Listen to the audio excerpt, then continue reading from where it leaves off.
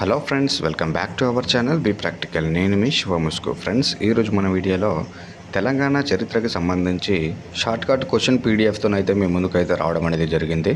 So ఈ పీడిఎఫ్లో మనకు complete Telangana history shortcut questions అయితే అన్నీ ఉన్నాయి ఫ్రెండ్స్. సో ప్రతిదీ మీకైతే వివరించి చెప్తాను. అలాగే ఈ పీడిఎఫ్ వచ్చేసి నేను అశోక ఆన్లైన్ అకాడమీలో పర్చేస్ చేయడం అనేది జరిగింది. సో ఈ యాప్ వాళ్ళు మనకు గ్రూప్ 1, గ్రూప్ 2 మరియు గ్రూప్ 3 అలాగే గ్రూప్ 4కి సంబంధించినటువంటి పూర్తి కోర్సును అయితే చాలా రీజనబుల్ ప్రైస్లోనైతే ఆన్లైన్లోనైతే మనకు అందుబాటులో చేయడం అనేది జరిగింది. సో వీరి యొక్క యాప్ వచ్చేసి మనకు అశోక ఆన్లైన్ అకాడమీ అని చెప్పేసి ప్లేస్టోర్లో అవైలబుల్గా ఉంది. సో నేను కింద డిస్క్రిప్షన్లో కూడా లింక్ ఇస్తాను. సో వీలైతే మీకు నచ్చినటువంటి కోర్స్ అనేది తీసుకోవచ్చు. సో ఇక లేట్ చేయకుండా మన వీడియోని అయితే స్టార్ట్ చేసేద్దాం. ఓకే ఫ్రెండ్స్, మరి ఈరోజు మన వీడియోలో పార్ట్ 1 వీడియోలో భాగంగా శాతవాహనులకు సంబంధించినటువంటి ప్రాథమిక అంశాలను ఒకసారి చూద్దాం ఫ్రెండ్స్. ముందుగా ఇక్కడ మనం చూసినట్లయితే శాతవాహనుల యొక్క మూల పురుషుడు వచ్చేసి శాతవాహనుడు. వీరి యొక్క రాజ్యస్థాపకుడు వచ్చేసి శ్రీముఖుడు. అలాగే శాతవాహనులలో గొప్పవాడు గౌతమిపుత్ర శాతకర్ణి మరియు చివరివాడు మూడవ పులోమావి. ఇవి చాలా ఇంపార్టెంట్ ఫ్రెండ్స్. మనకు మొదటివాడు, చివరివాడు అలాగే గొప్పవాడు ఎవరో కూడా మనకు చాలా ఎగ్జామ్లోనైతే మనకైతే అడగడం అనేది జరిగింది. సో అలాగే ఈ శాతవాహనులు ఎవరంటే మరి వీరు మౌర్యులకు సామంతులుగా ఉండేవారు. అలాగే వీరి యొక్క రాజధానులు వచ్చేసి మొదట కోటిలింగాలను రాజధానిగా చేసుకొని పరిపాలించారు. ఆ తర్వాత ప్రతిష్టానపురం, దీనికే మరొక పేరు పైతన్ అని పేరు ఉంది. అలాగే ఆ ప్రతిష్టానపురం నుంచి తర్వాత ధాన్య కటకానికి అయితే మార్చడం అనేది జరిగింది. ఈ ధాన్య కటకం అంటే మనకు ఎక్కడో కాదు, అమరావతి. ఈ అమరావతి మనకు ఆంధ్రప్రదేశ్లో ఉన్నటువంటి ప్రస్తుత అమరావతినే శాతవాహనుల కాలంలో ధాన్య కటకంగా పిలువబడింది. అలాగే ఈ శాతవాహనుల యొక్క చివరి రాజధాని వచ్చేసి బళ్ళారి. ఓకే ఫ్రెండ్స్, మరి వీరి యొక్క అధికార భాష వచ్చేసి ప్రాకృతం. అలాగే ఈ అధికార భాష అనేది కుంతల శాతకర్ణి కాలంలో సంస్కృతంగా మారింది.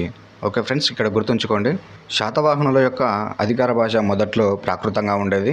ఆ తర్వాత కుంతల శాతకర్ణి కాలంలో ఇది సంస్కృతంగా మారింది. ఓకే ఫ్రెండ్స్, మనకు రీసెంట్గా తెలంగాణ రాష్ట్ర ప్రభుత్వం నిర్వహించినటువంటి పోలీస్ కానిస్టేబుల్ అలాగే ఎస్ఐ తుదిరాత పరీక్షలలో ఈ అధికార భాష గురించి అయితే క్వశ్చన్ అనేది రావడం అనేది జరిగింది. సో అలాగే ఈ శాతవాహనుల యొక్క అధికార మతం హైందవ మతం. అలాగే వీరి యొక్క రాజలాంఛనం వచ్చేసి సూర్యుడు. మరియు వీరు రాజ్యాన్ని ఎన్ని భాగాలుగా విభజించారంటే ఆహారాలు, విషయాలు అలాగే గ్రామాలుగా, అనగా 3 రకాలుగా మనకు వీరి కాలంలోనైతే రాజ్యాన్ని అయితే విభజించడం అనేది జరిగింది. అలాగే వర్ధిల్లినటువంటి వీరి శిల్పకళ అంటే వీరి కాలంలో ఉన్నటువంటి శిల్పకళ వచ్చేసి అమరావతి శిల్పకళ. అలాగే వీరి కాలంలోని ప్రధాన ఓడరేవు ఏమిటంటే మైసోలిమా. మరి ఈ మైసోలిమా అనే ప్రాంతం ఎక్కడ ఉందంటే మచిలీపట్నంలో కలదు. అలాగే మనకు శాతవాహనుల కాలంలో రాజు యొక్క సొంత భూమిని రాజకంకేట అని పిలిచేవారు. సో రాజు యొక్క మనకు సొంత భూమిని రాజు కంకేట అని పిలిచేవారు. సో పేర్లు అనేది చాలా ఇంపార్టెంట్ ఫ్రెండ్స్. దేనిని ఏ విధంగా పిలిచారని చెప్పేసి మనకు చాలా ఎగ్జామ్లలో అయితే రావడం అనేది జరిగింది. అయితే శాతవాహనులతో విదేశీ వర్తకం చేసిన వారు శాతవాహులు అని అంటారు.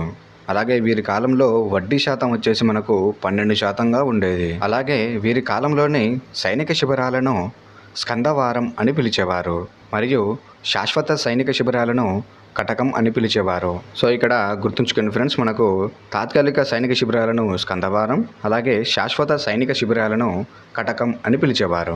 ఓకే ఫ్రెండ్స్, ఇంకా మనకు రాజు యొక్క అంతరంగిక గూఢచారులను పరిందర వారములు అని పిలిచేవారు. సో మనకు అంతరంగిక గూఢచారులు అంటే రా ఏజెంట్స్ ఉన్నారు కదండి, సో వారితో సమానం అన్నమాట. సో రాజు యొక్క అంతరంగిక గూఢచారులను పరింద వారములు అంటారు, గుర్తుంచుకోండి. అలాగే భూమిని సర్వే చేసే అధికారులను రజ్జగాహకుడు అని పిలిచేవారు. మరియు వీరి కాలంలోనే వృత్తి పన్నుని కరుకర అని పిలిచేవారు.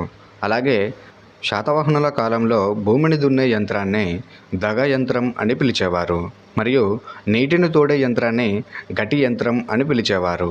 ఓకే ఫ్రెండ్స్, రైతులు పండించే పత్తిని ముడిపత్తి అని అంటారు. అయితే ఈ ముడిపత్తిని తీసే యంత్రం పేరు గరిక యంత్రం. ఓకే ఫ్రెండ్స్, గటి యంత్రం అంటేనేమో నీటిని తోడే యంత్రం, అలాగే గరిక యంత్రం అంటేనేమో ముడిపత్తిని తీసే యంత్రం. ఓకే, అలాగే నిగమ సభలు అనే పట్టణ సంస్థలు కలవు. అలాగే వీరి కాలంలోనే కొండాచార్యులు అనగా ఇతని అసలు పేరు వచ్చేసి పద్మానంద భట్టారకుడు ఈయన రాసినటువంటి గ్రంథాలు సమయసారం, ప్రవచనసారం, అలాగే నియమసారం. ఓకే ఫ్రెండ్స్, అయితే ఈ శాతవాహనుల కాలంలో మొదటిసారిగా ఉత్తర భారతదేశం మీద దాడి చేసినటువంటి మొదటి వ్యక్తి మొదటి పులోమావి. ఈ మొదటి పులోమావిని పురాణాలలో శాతవాహనుల కాలంలో 15వ రాజుగా పేర్కొన్నారు. అలాగే ఈయన పాటలీపుత్రంపై దాడి చేసే నాటికి అక్కడ పాటలీపుత్రాన్ని పరిపాలిస్తున్నటువంటి వ్యక్తి ఎవరంటే కన్వ వంశానికి చెందినటువంటి సుశర్మను ఓడించి పాటలీపుత్రాన్ని ఆక్రమించాడు. ఓకే ఫ్రెండ్స్, అలాగే ఈ పాటలీపుత్రాన్ని నిర్మించింది ఎవరో, నగర నిర్మాత ఎవరో మీలో ఎవరికైనా తెలుసుంటే కింద కామెంట్ బాక్స్లో తెలియజేయండి. ఓకే ఫ్రెండ్స్, అలాగే నెక్స్ట్ పాయింట్ ఇక్కడ చూద్దాం మనం. సో క్రీస్తు శకం 78 సంవత్సరంలో శాలివాహన శకాన్ని ప్రారంభించినది గౌతమిపుత్ర శాతకర్ణి.